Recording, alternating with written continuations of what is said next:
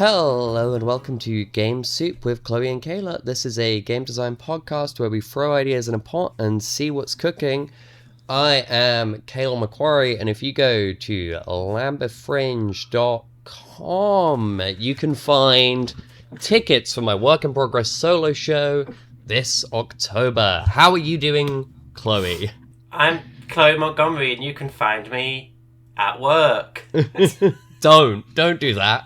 Don't do that unless you're selling me something. Yeah, if it happens incidentally, that's a charming little anecdote that you can tell your friends and Chloe can tell the rest of the listeners. Don't facilitate that. Facilitate coming to see me personally. I'm fine with that at work, by which I mean the Work in Progress solo show on October 8th. Is that what it's called? Or no, the solo show is called Kayla McQuarrie Stand Up in inverted commas. Right. And then it has in brackets work in progress because it is, yeah. Like I have, at this time of recording, which you have no idea when we're banking this, maybe.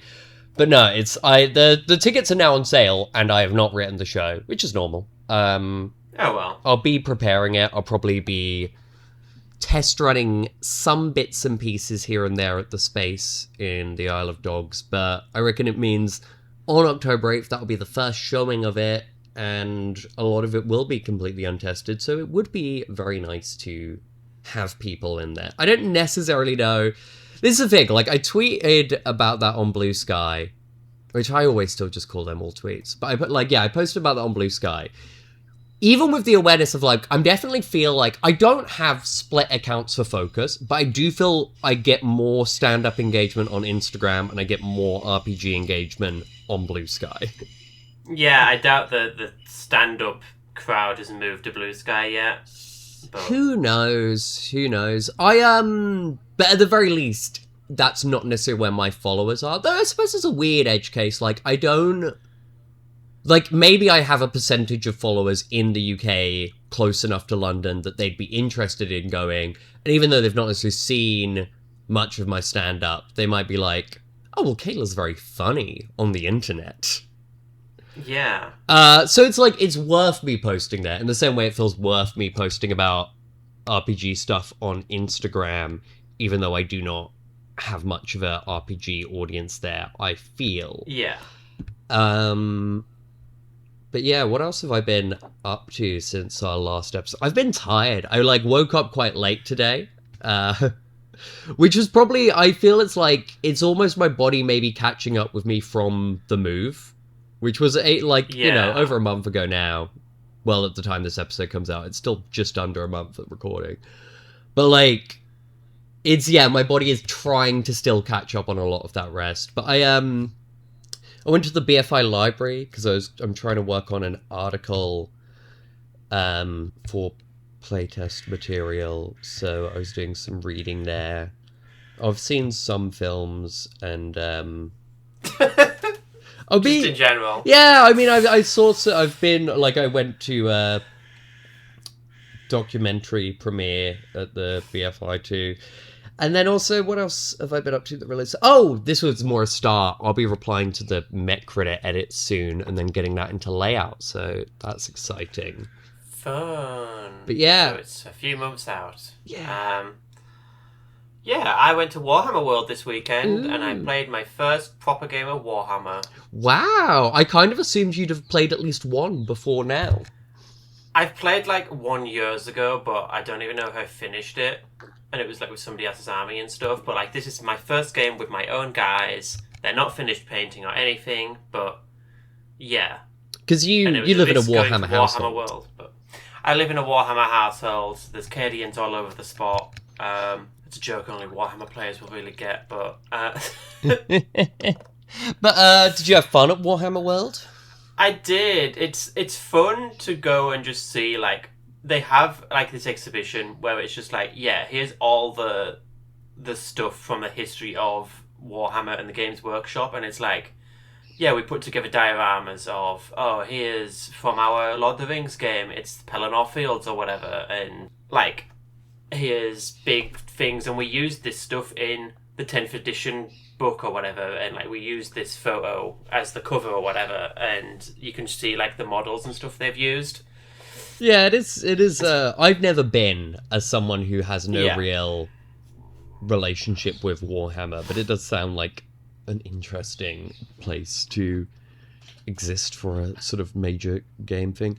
This reminded me of a funny thing. Like, a month ago, I was at my parents' and we were playing like this quiz thing. And a question my mum had was, what is the product Games Workshop makes? And she got that right, which did genuinely surprise me a bit. She was like, oh, Warhammer, yeah? It was like, because they used to have the Games Workshop in the food court, and you could go there and play Warhammer, and I was like, could you? And she's like, I never did, but I knew it existed. It's interesting, because I don't feel she'd have got the question, what does Wizards of the Coast make? Right. Yeah. They make magic? Correct, technically.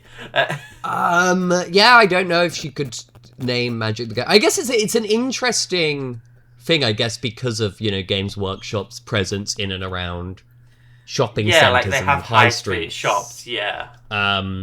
Where it's like you can have an idea of what they make without having visited those shops, whereas she probably could name what Dungeons and Dragons is, but I don't think she'd know who makes it in the same way that she was able to get that question on Games Workshop right. Yeah, it's a British institution. Yeah. Are you feeling inspired in any way by your Warhammer World visit, or should we be going to the random word generator for? Well, I wanted to talk about how it's weird. Like, so we were doing the Combat Patrol, which is basically their like tutorial version of the game, and you get your pre-made army list and whatever. But I think it's weird that it's like the tutorial version. Like, it has the same mechanics. Like, it has the dice rolls and the roll to hit and whatever. But everything else about it is completely unique to the tutorial. And it's like, okay, so now I know that my soldiers, because I run the Astra Militarum, there's normal soldiers in this fantastical world. And yeah, it's like, okay, so now I know that I can use an artillery bombardment strike to delay my enemy's attacks. And it's like, Alyssa's like, no, that's not in the real game, actually. So what is this? Is this not the real game?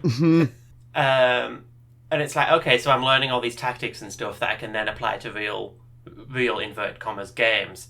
It's like, no, you can't actually do that in the main game.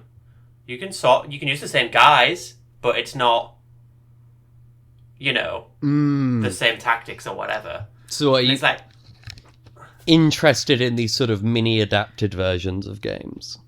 Yeah, it's just like, I can't think of any other thing where it's like, oh, yeah, you roll a d20 and check against your stat for like Dungeons and Dragons, say, but it's not like, and then we don't go into any dungeons in the tutorial version. Like, you just play the normal thing. Like, there's no tutorial version of anything else in the tabletop space, it doesn't feel like. I mean, I feel like quick starts are nominally sort of in and around yeah. I guess also with Dungeons and Dragons, am I wrong in saying that there are board games that use that branding? Like, made by Hasbro? Yeah, but they don't then say, have you roll a d20 and check against your stats. You can't take your character from the board game and use them in normal D&D. Do they not? I imagine you can't do that, but do they not rip out some of the, like, iconic... Because I sort of, in my mind, I'm imagining these board games use a d20 because that's, like, an iconic symbol of D&D. I'd assume they'd have shoehorned it in. I don't know, I've never played them, or D&D, or Reddit. But, so wait, so what you're saying is, wrong people to talk from about the this. tutorial thing in Warhammer World, you can then take those characters into a regular thing? Yeah, so I have my army, and I have my 20 soldiers, and the captains, and the little mortar units, and whatever. And so I can use those in a proper game of Warhammer, but I can't use the same tactics and, like, statistics for them in the normal game. Right, because the normal game is what, bigger? Yeah, so, like, this is, like... So your normal game is, like, 1,000 points worth of units, so this is, like, 450 points, which is weird. But, so I would need, like, another table's worth of guys, basically. But then I guess... I can still use these guys. I feel there's a thing that I know exists, but I have not actually read any of. I think it's like Pelgrane Press do essentially like one GM and one player versions of a lot of their games. Yeah, I can and see I'm like, that. that's Like, kind of the equivalent, because it's like, yeah. I mean, I assume in some cases they're also designed as like self-contained things. Yeah. But in the same way, it's like, yeah, the game is shrunken a bit in that you are learning the same game, but if you are playing with different people, this expansion resulting from like having more players present and other stuff changes it. I feel like that's maybe the closest equivalent. Yeah, but like you're saying about quick starts, it's like more often than not, I feel like you can take your existing quick start character and just jam them into a full game. They're essentially a pre-gen 9 out of 10 times. Yeah, exactly. I'm trying to think if there are any exceptions I can think of at the top of my head, and not really. Yeah. I think at one point I considered, way back when I was making Terminal, and then I didn't end up doing this. For Terminal, I just had a demo that was basically like a read-along demo of the example of play and the mechanics, but without actually anything playable, because I there struggled with the concept of what a quick start for that game would be, where it's like, is it kind of a one-shot? Because it's then a cliffhanger. Yeah, but that's I can see that. Like, in the RPG book, you have like a choose-your-own-adventure version of the game. That's actually, yeah, potentially funner as a more way. But one thing I briefly considered was doing a thing where it would be like a prequel one-shot adventure where you played a character or a series of characters who would then be supporting characters, like NPCs in the full game. So in that case, you can't take them over and port them out because they are doing something else. That was kind of me thinking about like one of the Matrix video games that tied into the film, and I was like, oh, that could be a fun thing. I couldn't figure out a way to do it, and also I was like, what do I do with the weird knock-on effect of like, how do I then not make this an entirely on-rails thing where there's no consequences? Yeah. And in the end, I was trying to do it too close to when I actually just was kickstarting the game, so that's why I didn't go with that. But I'm like, oh yeah, that's maybe... I don't know if any other kind of quick starts or demos have done that, of like playing a NPC as a full character, because that would be a thing of like, yeah, you can't take in the same way. Yeah, I kind of like that though, as like, you play as an NPC that then gets folded into the main game. Yeah. That's a concept. Actually, something I've just thought that could be fun as a thing. I feel this is now me trying to remember one of the way ages ago ideas we pitched. Did we pitch some kind of like recurring Camelot thing once? Like Camelot. I don't know. I think we might have, or something like this, some kind of cycle of reincarnation of like, yeah, Camelot keeps occurring in different things. That sounds like some shit we'd pitch, yeah. Yeah, but my thought here is like, oh, what if your demo is like a long ancient, or not even ancient, but it's just like essentially the end of the last cycle of reincarnation. And then it's a thing of like, yeah, if you don't do this, that's just a GM decides how that went. And it's kind of like, can be vagary lore or setting bullshit or whatever. But if you then play it, it's like, oh yeah, you can then... If you played this as a like quick start and then decided with that same group to then actually play the full game, which would start from the beginning of a new reincarnation cycle, you can seed stuff from that all buried as like little clues. Yeah. I don't know. No, that would be cute, yeah. I feel it does rely on something that has, some kind of cycle, prophecy thing. Yeah. Well, there we go. Do we want to elaborate on this idea anymore, or do we want to go to a random... Because I'm like, this is an interesting conversation, but we are not nominally coming up with a game out of it. I think it's fine, because it hits our brief of being about games. And that's what we like on Games Too, hitting the brief and nothing else. So it is a cycle of reincarnation, like your Viking cycle or whatever. It's Ragnarok. You're playing Ragnarok. Yeah, actually, Ragnarok maybe works. Or you can even do like ghosts. You could do it if it like say maybe This is me thinking of Hawkman, a DC comic superhero I don't care for. Do you care for Hawkman? Phenomenal. I can't say I've consumed any media with Hawkman or Woman. Hawkwoman or Hawkgirl. Oh, she's in the Super movie. She's cool. Recently. Yeah, but like she killed Netanyahu. yeah, but Hawkman I find boring. But there's a couple of different Hawk people and their backstories. But one is like the ancient Egyptians who were killed by a guy, and then it's they're reincarnating. It's three of them. It's like the couple, Hawkman and Hawkgirl, and then their enemy Half-Set, who was always trying to kill them in every life. I find Hawkman, maybe it's just the way Hawkman's written. I always just find him quite dull. There's also some versions where they're an alien. The aliens, I feel, are more interesting, but I still find Alien Hawkman boring. He's a boring character. But I'm like, oh, you could do it as like a free people specific, or like a more intrapersonal reincarnation cycle, like the fucking... Yeah. You could probably not do Egyptomania with it as well, but like... Yeah. There's, you know what I mean? You could do that rather than it being like a Ragnarok cycle. Yeah, so it's a sequel to Nemesis Retribution, where you play as these people in this endless cycle of fighting and killing each other. And, like, maybe there's a will they, won't they about it. Like, will they kiss? Will they kill each other? Yeah, I guess there's definitely a thing if you could do the Hawkman, Hawkgirl Half-Set thing and be like, and what if the way of breaking the cycle is polyamory? We have to kiss Half-Set, yeah. I hate this idea, but it would be funny to make.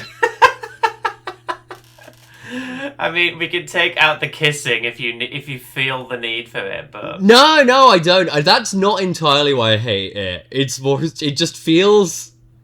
I don't know. There's something kind of sinister about the idea of, like, yes, you must solve this violent problem through a relationship, but that does make it funny, because I think this is... Like, I don't necessarily think this is a very heartfelt, impactful game. It feels a bit, at the moment, kind of absurdist, so... Yeah.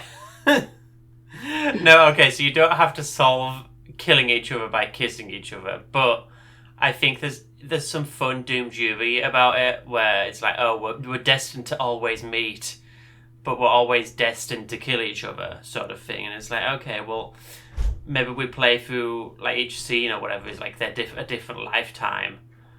Yeah.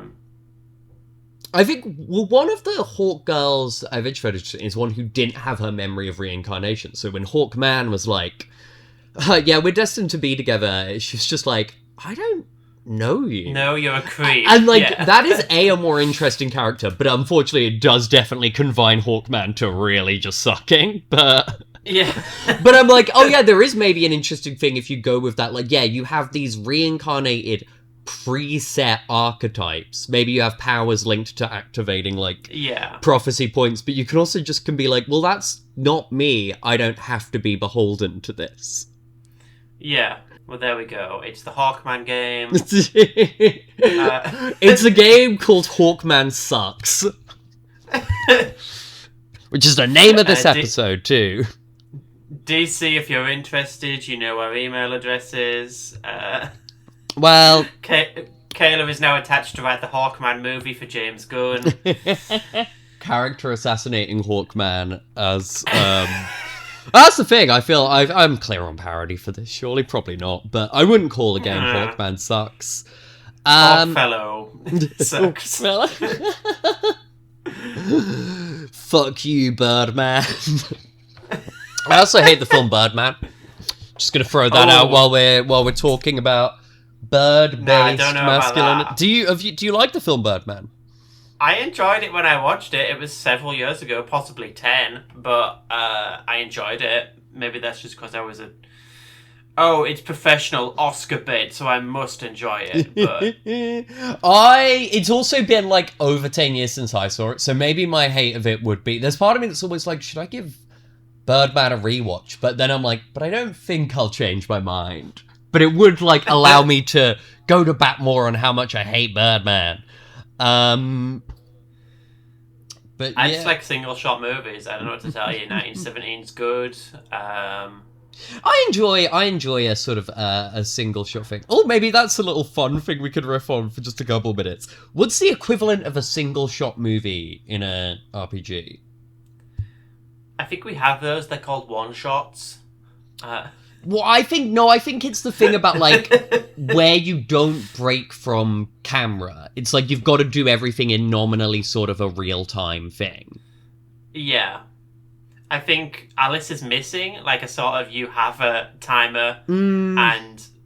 Or, like, a VHS game where, like, you set things in motion and you have to play around this and then other things are cutting in. Like, every 22 minutes, the bomb explodes or whatever. Yeah, I guess the thing... In my mind, I was briefly like, oh, this is interesting. And then I'm like, actually, I guess this is... The thing of, like, yeah, you just follow these characters in, like, a approximation of real time and you're not cutting away from them for other scenes is how a large amount of dungeon crawling in other games just work anyway, so it's not actually Yeah. It would be an interesting parameter on certain kind of stories, but for a lot of RPGs, it's already how they are presumed to work. Yeah. Like, I think it'd be an interesting thing if you did, say, a superhero game that was nominally built entirely around just following one hero-villain fight. Yeah, and maybe you have, like, scenes of the people getting fucked up by them, but it's always in time. Like, we've done a role for smashing and hitting, so let's cut to someone else. But, that's not a one-shot, but it's like... That one squirrel bit in Superman, where he just rescues the squirrel. The squirrel was doing his own shit. Well, actually, there's an interesting thing about, like, who the character chooses to follow there while maybe staying in real time. I was briefly just thinking, like, what if you were doing, like, the hero-villain fight, you're using the transgender, like, the fight card system of, like, playing cards for moves and seeing that. But then it's, like, after each move, as you'd rate it, you could be like, and here's the people around them. The camera's gonna follow them for, like, essentially this amount of time, and then we set aside the cards while doing that, and then, like, it's like, okay, we're gonna move away from them because this fight is gonna burst back into scene. Get your decks back out. Yeah, that could be like, I think that could be an interesting experiment. So it's the opening scene of Batman vs Superman the game. This is an interesting thing where I'm like, I still have maybe about, like, 40 or so Nemesis Retributions, so it's quite far away from being out. But when it is gone, I won't reprint it as a zine, because in at least my physical con presence, I've moved away from zines. So there is part of me that's like, but I also like the game enough, I'm like, oh yeah, would I anthology that? And I'm like, logically, the maybe most simple way to do that would be to do a couple of superhero games, but then I'm like, is that maybe... I don't know, I've said this thing before where I worried about Nemesis Retribution with superhero fatigue, and then I'm like, well, actually, I don't think that's entirely set in the same way in RPGs, where there are, like... Yeah. I think as long as your superhero game is doing something distinct from the other superhero games, which is quite possible because it's such a wide range. Yeah, it's not doing the Marvel RPG where you play as Spider-Man. Yeah. And it's like, it's a thing. If I wouldn't say in this thing, go like, I'm going to try and make a Teen Titans game, because I feel like that ground is already, like, quite covered. Yeah. But something like, oh yeah, what if we did do a one-shot, a single-shot fight scene disaster thing? That's its own interesting thing. I don't know. This would all depend on whenever I sold through Nemesis Retribution, what else I was working on at the time, and what I found interesting. But yeah, we're probably done for this week. Please follow my pre-launch page for Absolute Monsters, by the way. I'm not saying I'm going to mention that every single week, but I might. But most weeks. Yeah, the good weeks. Do you have anything you want to tell people to look at, Chloe? Look at me in general. Just look at me. Well, dinner is served. Ding! Ding ding.